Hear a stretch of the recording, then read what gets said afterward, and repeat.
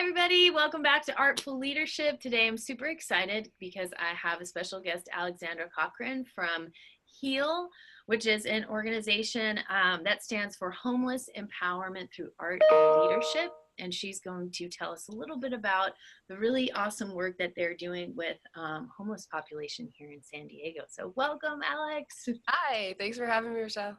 You're welcome. So we met at Art San Diego in the fall when we were both kind of beneficiaries of that event. And I was like, I want to talk to her more about what they're doing. We were so busy with our event, we didn't really get a chance to know each other. So I'm glad that you volunteered to be on the show.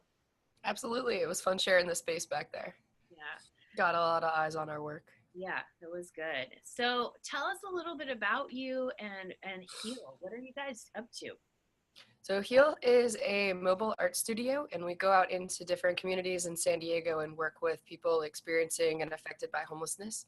So we take our van full of supplies to libraries and public parks and treatment facilities and shelters, and we'll teach lessons or just open it up to them to create whatever is in their minds on that day. And really just a way to express themselves in an outlet. And some of them are just so hungry to create, but just don't have those supplies available. They can't carry them, they can't afford them. So we just provide everything that they need right there. And then we get to show their work and get to show off all the talent that they have hidden. And if any work sells, then they get to make a little bit of a money from that too. But it's really just an amazing way to meet tons of people and give them back something that they're hungry for. Yeah. So how did this come to be? This mobile unit, this art unit. Well, I founded it in 2014 when I moved to San Diego. I was really missing my job in New York, so I can tell you about kind of more my path. So when I was in New York, I founded a program and was really missing it. And so looking in San Diego for the kinds of work that I might want to do, and was thinking about doing something similar and kind of joining an existing organization, but wasn't like really finding exactly what I wanted. So I was like, hey, this is a spot that needs filled. So I decided to fill it. So founded it. And the first thing that we did actually was go to an art show and talk to a few local artists who donated supplies. And then we just set up in a park outside. And that was how we began. We just brought some supplies and invited people and started making art. Yeah, that's amazing. So you guys just kind of scout out areas where you're noticing a lot of people are camped out, or Yep. So I had volunteered for an organization that did outreach in Ocean Beach, so I was pretty familiar with that community. So that's where we started, and then we just went others to other places that we were needed, just as we expanded. Yeah, And still growing, still looking to expand new places and all that. yeah. So what do you guys have as far as your organization so far? You have a team, you have your van or your truck. How does all that work? We've got a van that is just packed full. It's got paints and markers and pencils and colored pencils and all kinds of just random art supplies. So packed for, we've done paper mache air plant holders and bookmaking, and so we're just decked out in tons of supplies and folding tables and a folding canopy, and just go kind of set up and invite people. We'll bring food, and yeah, so it's a very kind of relaxed environment, just open to whoever. Sometimes people who are not experiencing homelessness but in the community will come by too and ask if they can join. And we love that because it gives them an opportunity to interact and meet each other and build bridges and really healing things that San Diego needs for the community in general too. So really get to show people different sides of each other. Yeah. So what's like your bigger vision of what you're hoping to achieve with those connections or with the folks that you're making art with? We really want to help our artists just be able to get through what they're getting through. So it's a really tough system. It's a really challenging life, and we just want to support them in their path to getting to what their state of recovery is. So encouraging them and helping them stay motivated, helping them give them that drive to keep going. Let them know that people think they're humans. Let them know that people care about them and don't see them as numbers or problems, but give them a reason to fight for themselves, basically.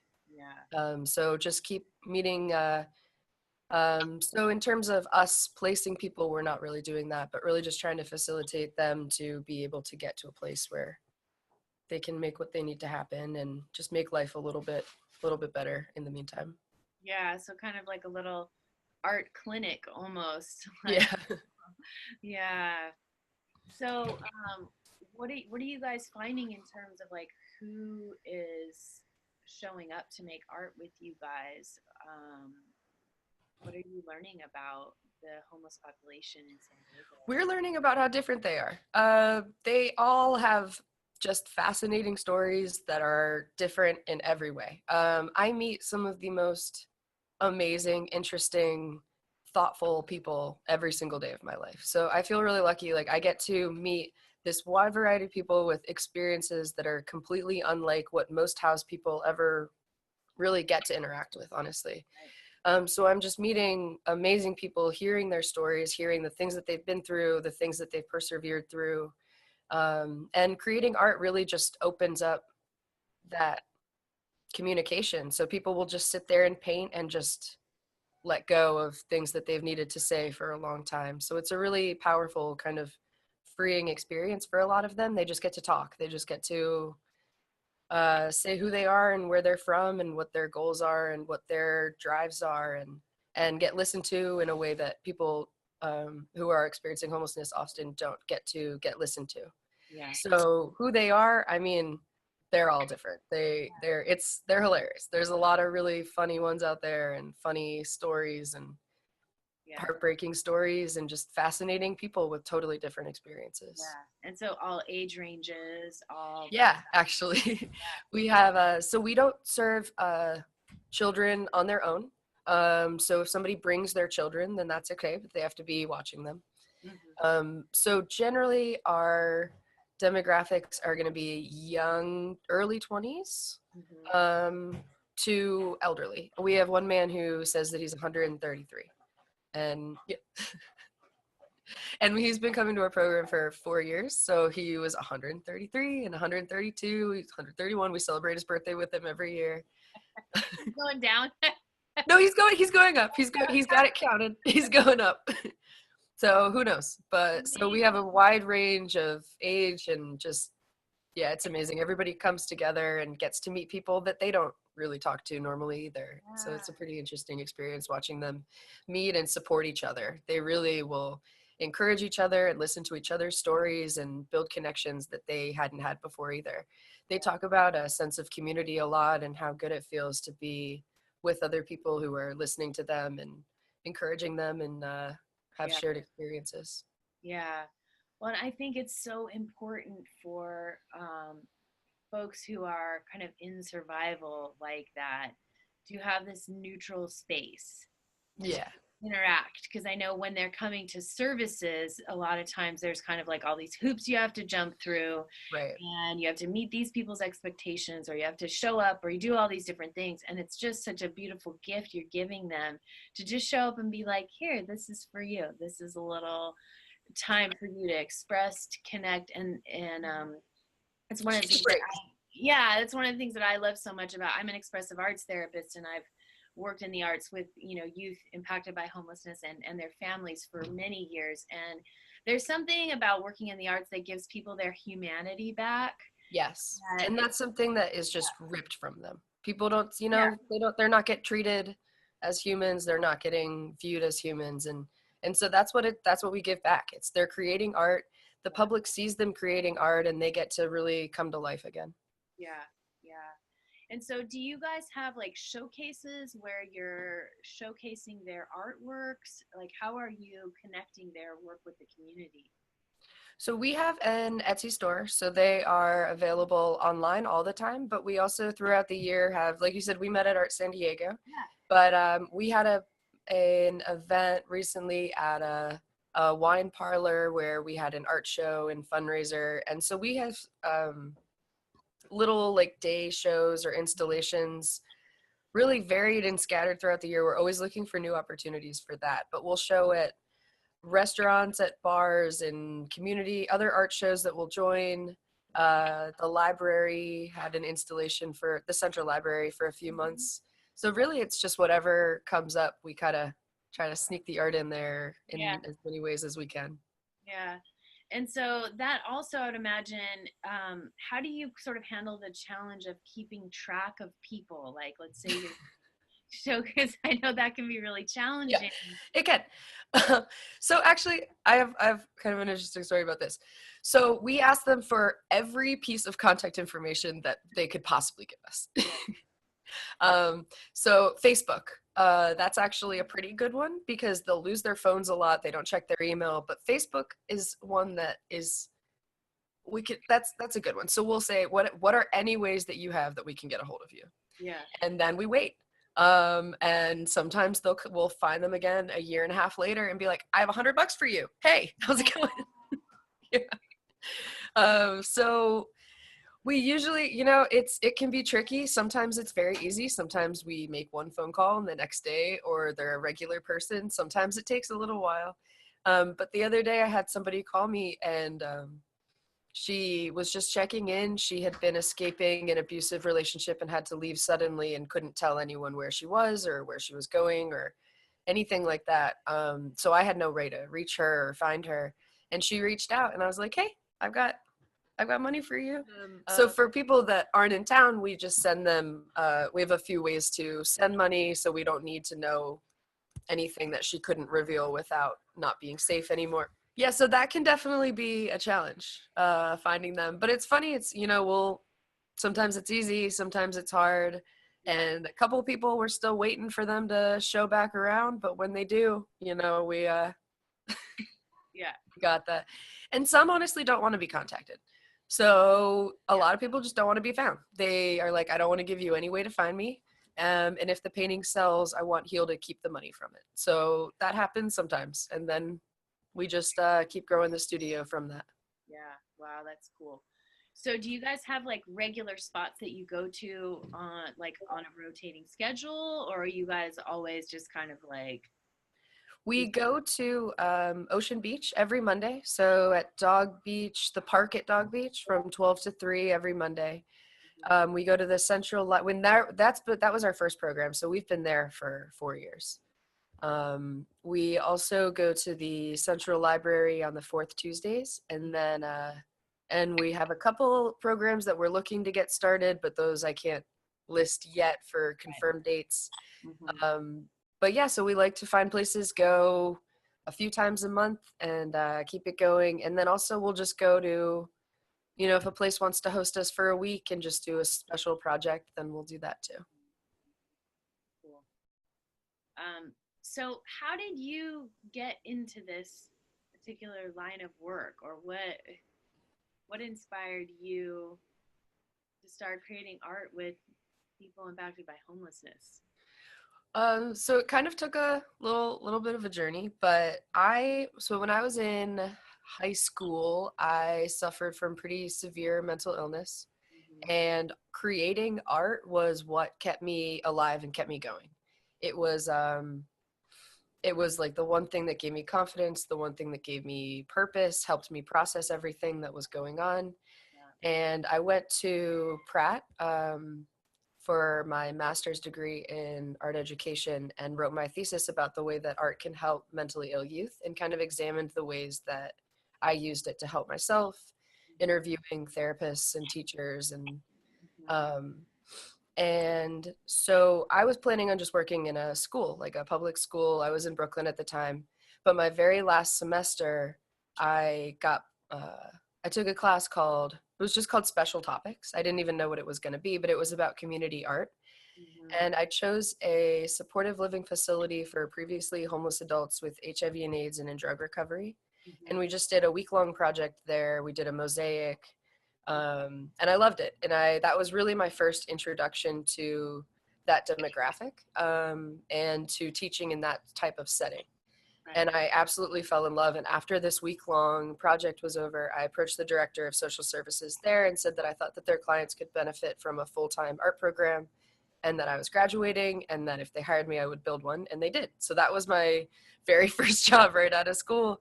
And my boss there was an absolute dream. She became like a professional and personal mentor of mine. And the first week there, she said, "You're going to have my job someday, and I want to get you ready for it." So she taught me about strategic planning and budgeting and building programs and just all of the ethical and everything that goes behind it, just everything to think about and all of the planning, and really helped me develop my skills and my goals and just myself as a person. So she was absolutely amazing. And so I never wanted to leave that job, but I ended up in San Diego. And so I was like, what am I going to do? So I decided to do, use the skills that she taught me, basically. Yeah. But when I was there, I taught pottery and sewing and cooking and jewelry making and painting. And oh man, I took them to Broadway plays and took them to the movies and took them to amusement parks. And it was incredible. Yeah. But Yeah. yeah. Sounds So really good experience for what I'm doing now. Totally, different, but she really, really helped me get to where I am. Yeah, that's awesome. So you have a very strong personal connection to like the Yes. Yeah. the arts. How do you stay connected to that now through your own artwork? I get to paint at work. Um, so I know a lot of teachers, like if you teach in a school, the teachers don't get to sit down and paint with their students very much. And so that always was something that was kind of on the back of my mind about being kind of a bummer. But when I go to these programs, I sit right down with them and paint. I talk about my inspiration, we talk about their inspiration, and that means that every week I'm working on something and then I can keep it going. It keeps me thinking about it. And so really, I mean, they help me. They keep me going, and they'll encourage me painting. So it's really cool. So I get to keep going through working with them. Yeah. So is that your main art outlet is in the time that you're working with? No, it's not. I paint at home too. But even like sometimes it's easy to kind of slip or have those like dry spells, but I never do because I always have to keep going at work. So I'm always getting like these new inspirations. But yeah. So I still get to this side of I'm not going to point over there, but it's just a wall of art supplies. Oh, awesome. Yeah. Very cool. So who inspires you? Are there any artists or authors or, folks that you kind of go to for inspiration? I don't know if this is, I don't know. My inspiration growing up always was Van Gogh. I loved his style. Obviously, his work is beautiful. But I've read every letter that him and his brother would send to each other, and just his story always really inspired me in the way that he used it through everything that he was going through. Everybody knows, that the crazy artist story, but he was somebody who really needed art in his life, and it helped him and gave him a purpose. And so I always found that really beautiful. And I feel like that's a common story for artists, but Van Gogh was always somebody who really, and I actually signed my work Alexandra because he signed his Vincent, and I liked that. Yeah. Your first name. Yeah. Are there any local artists? Like who's in your tribe or in your community that keeps you going? That you would like to shout out today? I want to give a couple shout outs to people who are like that, who are associated through H.E.A.L too, but Sandy and Dermo are people that I am inspired by their painting and their working. They're the ones that I'm talking to every week and are keeping me going. So they're through H.E.A.L, but they are absolutely artist tribe people too. Yeah, they're the ones that every week we get together and talk about what our art inspirations are that week. And so they're not, professional artists, but they're the ones that I talk to about my inspirations. Yeah. So do you have a team of people that's working with you at H.E.A.L, or like who's doing the main work there? Yep. So we have a board of amazing people, artists, non-artists. We've got some great volunteers, and one thing that I really like about H.E.A.L is the people who are in the program are involved in making the program run too. So we like to give them any opportunities that they seek for empowerment and leadership experience. So they will say, can I teach a lesson? Can I help you out with social media? Can I curate an art show? Can I do whatever? So they actually step up on a very regular basis. So the people who come to our programs are the ones who are driving it as well in a major way. So that is inspiring for me, honestly. That's like one of my favorite things to see. Yeah, to just see them getting involved. Yeah. That's so cool. Um, if people want to support what you guys are doing, what kinds of challenges do you have, or what things do you need from the community that could be helpful? If so challenges, we need places to go. We need places to meet people. There's of course you always need funding for making programs happen. But we would love to have artists come and help teach lessons or interact with them, giving maybe artist mentorship, just ways to get them involved in the community. So active artists can help in so many ways. Also just volunteers to come for the programs. And what else can the community do to support you guys? So donations of fresh food for our programs are great, but also just supplies and snacks and money to buy supplies. And yeah, so we can always use help financially and time. And if anybody has any special skills, then we like to use people's skills to the best of their ability. Awesome. Is there any other, I don't know, last word you want to put out there to folks who might be seeing this? Anything you want to say? Be nice to homeless people. They're great. Yeah. Just that they don't get treated like the humans that they are enough, and that they notice and feel it every single time they do. Yeah. It's super important. Well, thank you so much. Oh, you're so welcome. I love what you guys are doing, and I'm excited to put it out there and connect more people to what you're doing. Awesome. Me too. Quiet, awesome people just doing good work that I don't think a lot of people know about. So. No, probably not. Yeah. Cool. Well, thanks for telling people about us. Yeah, you're welcome. All right, we'll stay connected. Absolutely. Good to talk to you again. You too. Take care.